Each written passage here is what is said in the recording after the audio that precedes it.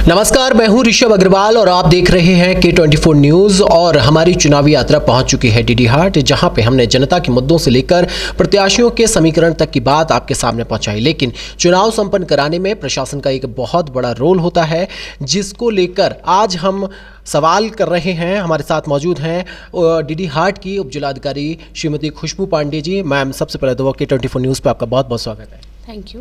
चुनाव यहाँ पे नगर निकाय चुनाव होने हैं, इसको लेके प्रशासन की ओर से क्या तैयारियां की गई हैं? हमारे पास वर्तमान में नगर पालिका डीडी हाट में 7 वार्ड हैं, जिनमें 7 वार्डों में चुनाव होने हैं। और इसके हेतु हमारे जितने भी मतदान स्थल हैं उनमें तैयारियां पूरी हो चुकी है। रैंप, पानी, बिजली इत्यादि की व्यवस्थाएं पूर्ण है। वर्तमान समय में हमारे मतगणना कार्मिक और मतदान कार्मिकों की ट्रेनिंग चल रही है, जो पिथौरागढ़ में कल परसों 16 तारीख को है और इसके बाद फिर 20 तारीख को उनकी फाइनल ट्रेनिंग होगी। तो प्रशासन की ओर से पूरी तैयारियां हैं। सुरक्षा को लेके क्या तैयारी की गई है? क्योंकि एक अहम सवाल आता है कि शांतिपूर्ण तरीके से चुनाव संपन्न हो, तो उस विषय में क्या तैयारी है प्रशासन की? वर्तमान समय में हम लोगों ने जो है इस समय लगभग 32 लोगों को नोटिस दिए हैं शांति भंग में। जो लोग इस तरह के हैं जिनकी वजह से कुछ मॉडरेशन क्रिएट हो सकती है, लगभग पूरे नगर पालिका क्षेत्र में 32 लोगों को नोटिस इशू किए जा चुके हैं। इसके अतिरिक्त बाकी हमारे आज पुलिस के द्वारा फ्लैग मार्च भी निकाला गया है। सारे पुलिस अधिकारियों को स्पष्ट निर्देश है कि कहीं पर भी ऐसी शांति भंग की कोई आशंका हो तो तुरंत उसको संज्ञान में लाएं और उस पर जो भी आवश्यक कार्रवाई होगी वो की जाएगी। चुनाव के समय में एक प्रत्याशियों के द्वारा चीज़ें बांटने का रहता है, कुछ भी नोट बांटना या जो भी चीज़ें रहती हैं, उसको लेके अभी तक प्रशासनिक तौर पे क्या कार्रवाई की गई? चूँकि इस समय नगर पालिका में आदर्श आचार संहिता प्रभावी है, जिसके हेतु हमारे एक जब्ती टीम गठित की गई है, जिसकी अध्यक्षता हमारी तहसीलदार कर रही हैं। उसमें हमारे आबकारी और पुलिस विभाग के कर्मचारी हैं। लगातार उसमें छापेमारी और गाड़ियों की चेकिंग इत्यादि का काम जारी है। वर्तमान तक कोई इस तरह की वस्तु हमें प्राप्त नहीं हुई है, लेकिन आगे भी इस तरह की छापेमारियाँ जब तक आचार संहिता प्रभावी है हमारे द्वारा की जाएगी। इस बार चुनाव में महिलाओं को लेके क्या खास विशेष इनिशिएट लिया गया है? क्योंकि अमूमन होता है कि जब भी चुनाव होता है जिस क्षेत्र में, तो महिलाओं को लेके एक जागरूकता को लेके और चीज़ों को लेके कुछ इनिशिएट किए जाते हैं प्रशासन की ओर से, तो आपकी ओर से क्या किया गया है? इस बार एक विशेष चीज़ ये है कि हर मतदान दल के साथ एक महिला कार्मिक रहेगी, तो एक महिलाओं को उससे भी एक पॉजिटिव मोटिवेशन जाता है कि हम वोट डालें, क्योंकि एक पूरी पोलिंग पार्टी में हमारी एक महिला कार्मिक रहेगी। इसके अतिरिक्त ईओ नगर पालिका के माध्यम से हम लोग प्रचार प्रसार करवा रहे हैं कि अधिक से अधिक मतदान हम लोग नगर पालिका में इस बार करवाएं।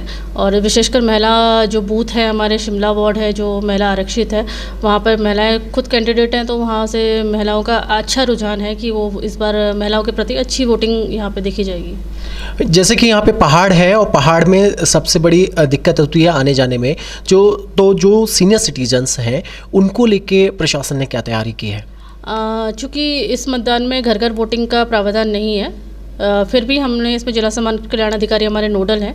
जो भी दिव्यांगजन या फिर 80+ मतदाता ऐसे हैं जो घर से आने में सक्षम नहीं है, वो आरओ को यानी हमें या फिर जिला समाज अधिकारी को स्वयं भी एक एप्लीकेशन दे सकते हैं कि उनको वाहन की आवश्यकता है या किसी वॉलंटियर की आवश्यकता है। तो जैसी भी आवश्यकता अनुसार हमें उनकी एप्लीकेशंस मिलेंगी, हम उनको वाहन या वॉलंटियर जो भी होगा उपलब्ध कराया जाएगा। तो मैम, इलेक्शन के टाइम पे एक बड़ा मुद्दा रहता है, एक बड़ी चुनौती रहती है फर्जी मतदाताओं को लेके, उसको लेके प्रशासन ने क्या तैयारी की है? और यदि ऐसी कोई संभावना आती है तो फिर किस तरह से कार्रवाई की जाएगी? वर्तमान में हम लोगों की जो वोटर लिस्ट है वो काफ़ी पुनरीक्षित कर ली गई है और फाइनल हो चुकी है। फर्जी मतदाताओं के आने की संभावना बहुत कम है, लेकिन यदि फिर भी ऐसी कोई मतदाता की होती है तो पीठासीन अधिकारी को उसमें निर्देश दिए गए हैं कि उन्होंने क्या आवश्यक कार्रवाई करनी है। और यदि अगर ऐसा कोई प्रकरण सम्मुख आता है तो जो भी नियमानुसार आवश्यक कार्रवाई होगी वो अमल में लाई जाएगी। जी बिल्कुल। अभी तक जनसंख्या, जैसे कि आपने बताया कि लिस्ट को अपडेट किया गया है, अभी तक यहाँ पे डीडी हाट में कितनी जनसंख्या है वोटिंग लिस्ट के हिसाब से? इस समय हमारे टोटल मतदाता पूरे 7 वार्डों में 3864 मतदाताओं की वोटर लिस्ट है, और जो कि पुनरीक्षित पूरी कर ली गई है। और उसमें जितने भी डुप्लीकेट मतदाता या जो भी इस तरह की लोगों की कमियां थी वो दूर कर ली गई है। तो वर्तमान में हमारे कुल मतदाता 3864 है। चुनाव के लिए जागरूकता बढ़ाने के लिए लोगों में क्या इनिशिएट किए गए?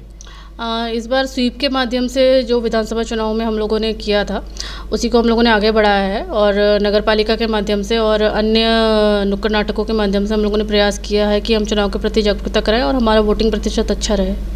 जी बिल्कुल। और K24 न्यूज़ के माध्यम से कोई संदेश जनता को क्या देना चाहेंगे?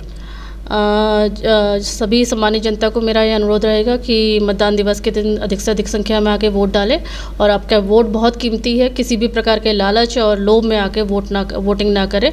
जो आपका समर्थ और अच्छा प्रत्याशी है, अपने विवेक से निर्णय लेके वोटिंग करें। जी बिल्कुल। Thank you so much ma'am K24 news को समय देने के लिए। तो हमारे साथ ही DD हाट की उप जिलाधिकारी खुशबू पांडे जी, जिन्होंने बताया कि किस तरह से तैयारी की गई है, फर्जी मतदाताओं से लेके लोगों को जागरूक करने तक किस तरह से प्रशासन की ओर से तैयारी की गई है और आने वाले समय में जो चुनौतियां आएंगी उससे निपटने के लिए क्या तैयारी की गई है। मेरा नाम है ऋषभ अग्रवाल और आप देख रहे हैं K24 न्यूज़।